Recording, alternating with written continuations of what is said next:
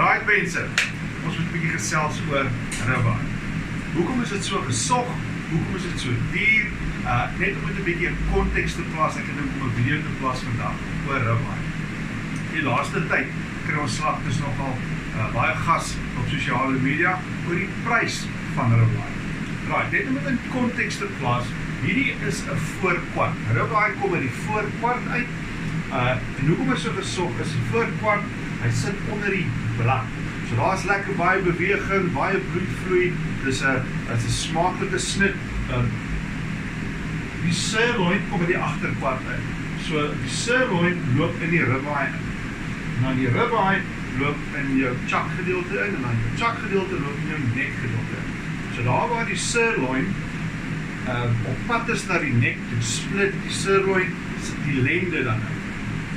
Split hy in kleiner spiere, en daar waar die sirloin, die lende, die een spier begin split in kleiner spiere, vorm hy lekker marbling, maar meer soos hulle sê. Nou, uit die voorkwart uit, hierdie is die hoeveelheid ribeye wat jy uit een voorkwart uit kry. So jy kan dan maar basies daar picture. Dit is ribeye.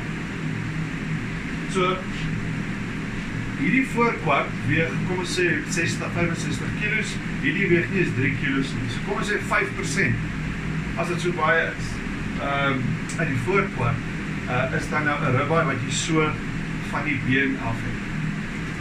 Wanneer hy op die been is, lyk hy so. Prime rib, so daar kan jy sien, daar kan jy sien, sit die ribeye gedeelte.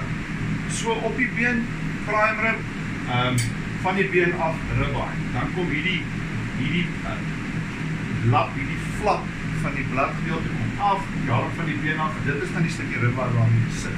Hierdie kan jy optel vir R139, daar rond, op die been, soos dit, of alternatiefelik kan jy vir jou 'n voorkwart koop. Hierdie voorkwart is R79, maar onthou, jy kry net so 'n stukkie ribeye uit op uit.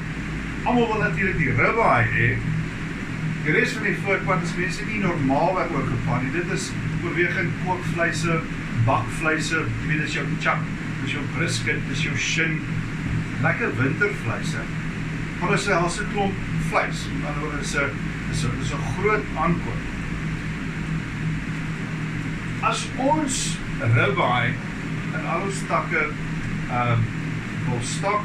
wil dra vir ons weeklikse aanvraag, dan moet ons omtrent 160 voorkwarte per week ontbeer net vir die ribeye, wat ons nou nie sin maak.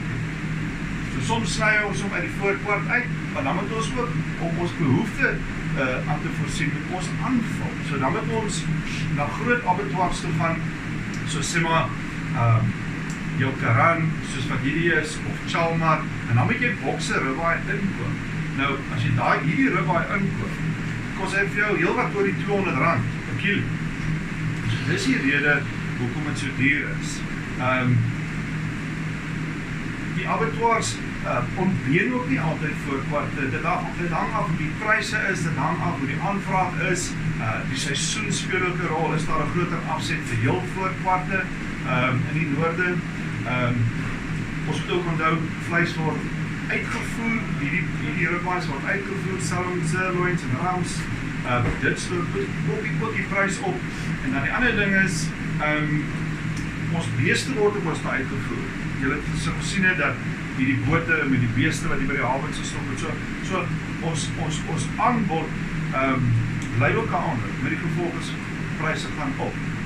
So net om vir julle so dit 'n bietjie in perspektief te plaas, moenie jou plaaslike slagter kruisig nie, hy koop dit ten duurste aan. Net sodat julle 'n bietjie insig het van waar hierdie prys van kom. Dis presies dieselfde soos met beesfillet. Uit 'n karkas uit kry net 2 fillets. Sal met loin chops, hier is 'n lam byvoorbeeld. Net hierdie gedeelte is loin. Net hierdie gedeelte is loin chops. Almal soek dit. Dis hoekom dit so duur, dis 10% van die karkas. Dis hoekom hy so duur is. Sal met fillet, sal met ribeye. Ou kan nie voor die voet net skape slag vir loin, net soos wat jy nie voor die voet beeste kan slag, net vir 'n stukkie ribeye. Alright, ek hoop dit gee vir julle so 'n beter idee van waarmee jou plaaslike slagter mee te doen het.